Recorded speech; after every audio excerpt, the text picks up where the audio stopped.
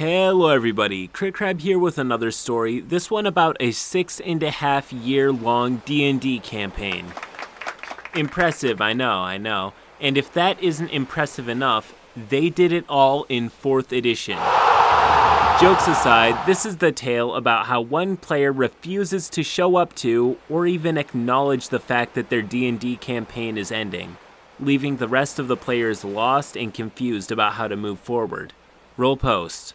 This horror story isn't as bad as others, but it still sucks quite a bit. I have a 4th edition D&D game that I've been playing for 6.5 years now. Recently I started posting about it and a sequel to it I've been running here on Reddit. It's all been pretty positive with a hiccup and a scare, but I feel the need to post about a situation I feel powerless to prevent. One of my fellow players, I'll call her Rose, is a good friend of mine. She's the one who got me into the game and is one of its founding players. We've known each other for the better part of a decade now and survived high school together. I mean that literally, as for reasons I will not elaborate on, I would have died without her. Safe to say, I hold Rose in a high regard. Our friendship even dipped into outright love at times, but due to how she operates and a general lack of shared interests, I could never make any real commitment. To give a non-personal example of her frustrating behavior at times, I can at least say this. I am an aspiring author and studying books and literature is a huge hobby of mine. Rose is the dictionary definition of judging a book by its cover. She took one look at Redline, a great animated movie, and wrote it off before a car even came on screen and acted very condescending throughout the rest of the film. For those of you who have watched Redline, which I recommend to those who haven't, you know exactly how quickly she wrote it off. What really bugs me is she provided no good reason for disliking it. I'm fine with people not liking movies that I like, but she refuses to communicate as to why. This is the unfortunate centerpiece of the story today. Rose did things like this fairly frequently, and not just with movies. She was stubborn, rash, and sometimes acted as if her opinion was law. Despite this, we retained a good relationship even after she moved away and had a heart-to-heart about our feelings for one another, ultimately deciding that we weren't really each other's type. For a couple months, we continued to play D&D as normal over Discord. At that time, our DM was talking about wrapping up the game. It was going to be an end years in the making, and it was going to be an end filled with as much awesomeness as our DM could put into it. For context, we were all level 25 to 36 at the time, so you can take a guess at how literally world-shattering this conclusion would be.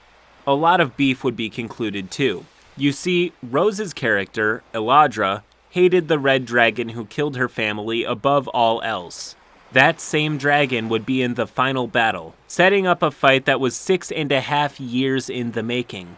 But that wasn't all. Due to a one-on-one string of sessions where my character, 6, was kidnapped, a lot of time travel shenanigans happened. Long story short, 6 ended up traveling to the past and studying our main villain for 35,000 years, amassing a ton of power and planning out the most opportune moment to strike. In her silent observations, however, she witnessed the burning of Eladra's village. Having lost what family she had before time traveling, 6 rescued Eladra's baby brother using a series of illusions and teleportation magic.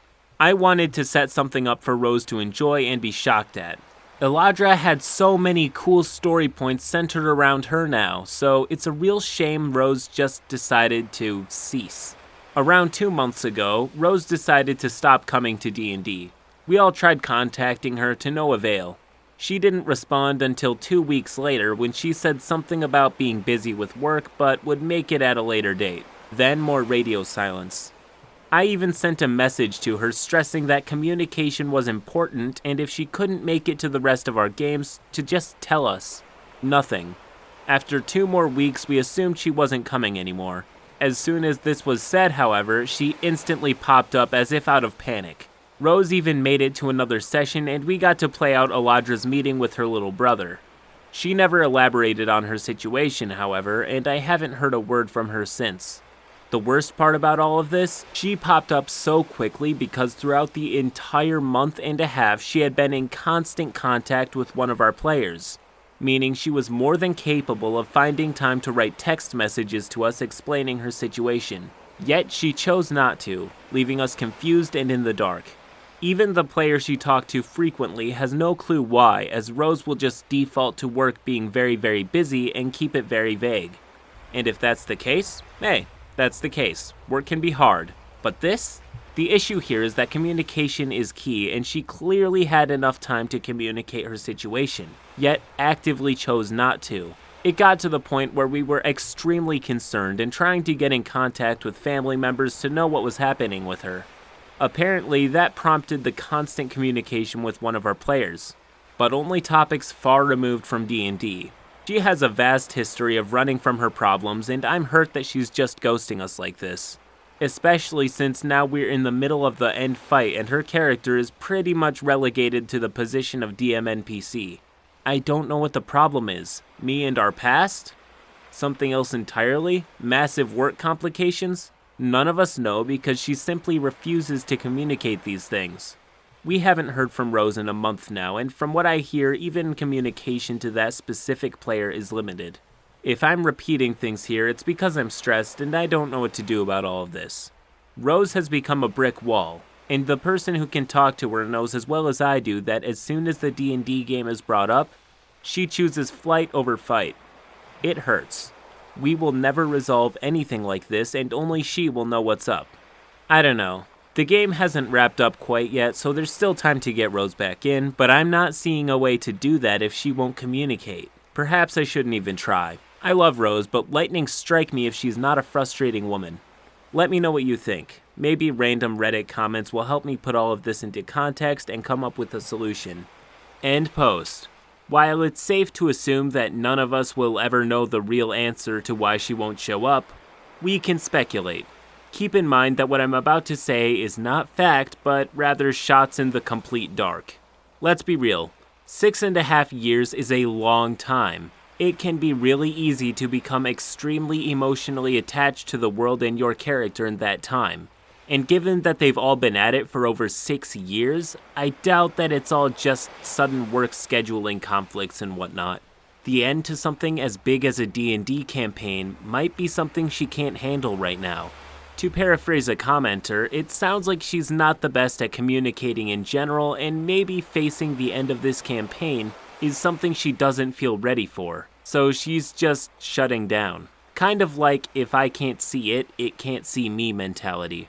If she doesn't interact with the game, then it can't end and she can hold on to it for a little while longer. I could be very wrong given that I don't know OP or Rose personally, but if I had to put money on an answer, that's what I would pick. And if that's the case, then this is less of a horror story and more of a tragedy. But that's just my take, and I'm excited to see yours in the comments below. If you enjoyed this video, please do leave a like and subscribe to the channel for more stories just like this one.